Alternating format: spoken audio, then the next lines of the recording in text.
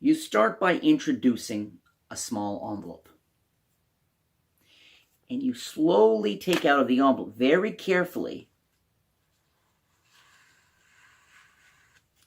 a piece of white paper. It is white on both sides. It can be examined, but you caution people, take a very close, careful look at this, because this is actually telepathic photography paper. It takes pictures of thoughts. I know it sounds crazy. So I'm going to show you, though. You hand this out, people can take a very careful look at this piece of white on both sides, okay? Next, you introduce a pack of cards. And here's the really exciting part. I think a lot of you magicians will be excited by this. You have someone name any card in the pack. First, you have them think of it, in fact. They can change their mind, go back and forth. It's 100% free choice. Totally free. Okay, there's no forcing, no equivocate, nothing like that. You say, I want you to now name it out loud, the one card you have in mind. Only one card. 100% free choice. And let's say they say the Queen of Clubs, for example, okay? You take back the paper and you say, watch. You're thinking of a card, in this case, the Queen of Clubs. Watch the paper. I'm just going to give it a shake. And they see impossibly on one side of the paper, printed visually, the one card they suggested, 100% free choice. All right? You say, okay, well, we've got the face of the card, but now let's go to the back of the card. Keep an eye on the back of the card. You just rub it, and they visibly see you print the back of the card on the telepathic paper. You say, there it is, front and back, and this can be closely examined. There's lots of ways that you can visually print something on this, okay? Lots of ways. One way is simply the Erdnase color change, of course. If you happen to have this, say, if you took this and you put it on the bottom of the deck, okay?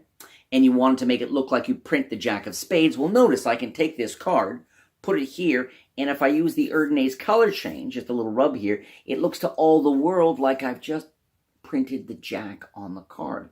Looks very, very pretty, all right? Now, the Erdnase color change, I've taught it a few times here, but just I want to make sure this video is independent. So I come over here, okay? I'm going to push this slightly forward and reveal about, in practice, maybe a quarter of the card. Okay? You don't notice it, though, because I'm concealing it with the back of my hand. As I come over, it looks like I'm just sort of covering it, but I'm pushing it forward slightly. That's what I'm doing, okay?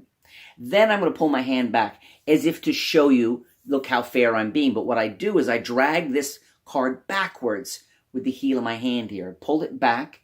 This is the exposed view. It gets pulled back until it's just enough to clear the lip of the card, okay? Then I slide it forward with the hand and square in this outjog card with my first finger.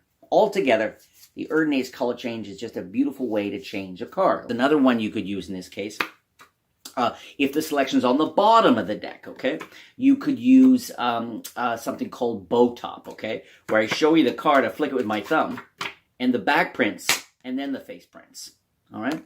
And that's called bow top or bottom top. And what I'm doing there is while I flick with my thumb, I'm going to pull this top card back, just take it onto the deck, okay? But the real work is happening below, where my fingertips are grabbing the card off the bottom. I'm pulling it right off the bottom while the left hand does something called a wrist kill.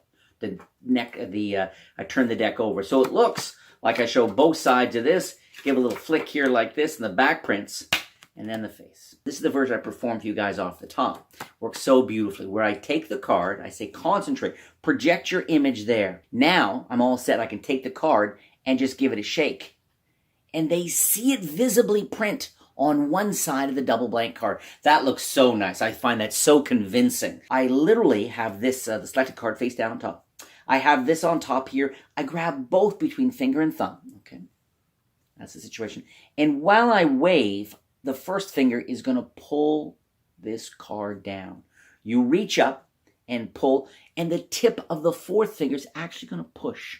So I'm going to push a little bit there, pull down there, and basically it's like a pinwheel. Okay, turn the whole thing over and use an action. Don't go crazy, but boy, this looks so nice. They've seen front and back of that, project the image here, just to shake, boom, it prints and looks so good. Now, I'm going to put this down here, okay?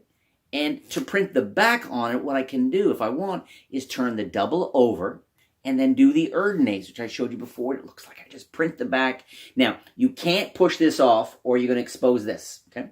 So that's why I come up, push this off here. Now, a couple little points, and I want to get to this idea.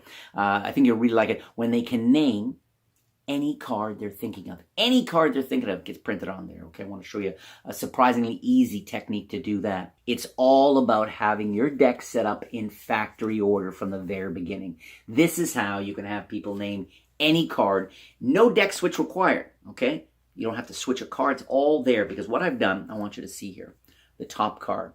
Usually I use pencil dots, but I want you to see I've got a marker dot down here and down here. These are not on the index, so the dots are here, they're on the opposite sides. They're on the aces. It's set up in the, what magicians call chased order. Clubs, hearts, spades, diamonds. They call it chased because if you look at the word chased, you'll see it, the order of the letters is there's a C, then an H, chased. Then the S for spade, and then finally at the end the D for diamonds. This is what expert magicians use. This is the language of expert magicians. So, I know there's the ace of clubs. The next one, H, is going to be, of course, my ace of hearts. And then, of course, down here is going to be my ace of spades. Again, the double dots. It means whichever way the deck is turned. If during a performance I turn the deck, because the dots are on both ends, I'm good. And then down here, of course, at the very bottom, I've got ace of diamonds. Which means that I can count down to their card, okay? Let's say they go for the 5 of clubs. I mean, that's right off the top. That's easy, okay? But so they name any cards, 5 of clubs. I go now. So remember, you could have named any card. And as I say to them, you could have named any card, but together you guys all arrived at the final card. I've got plenty of time to push down through the cards right in front of them. This works live, not just on Zoom. Get to the suit I need, okay? And then count down to that card like this. And then once I have it down there, all I have to do is either cut the card to the top, or I can secretly cull the card, okay, to the bottom, all right? So that way you can get any card they name to either the bottom or the top, and you are set to go.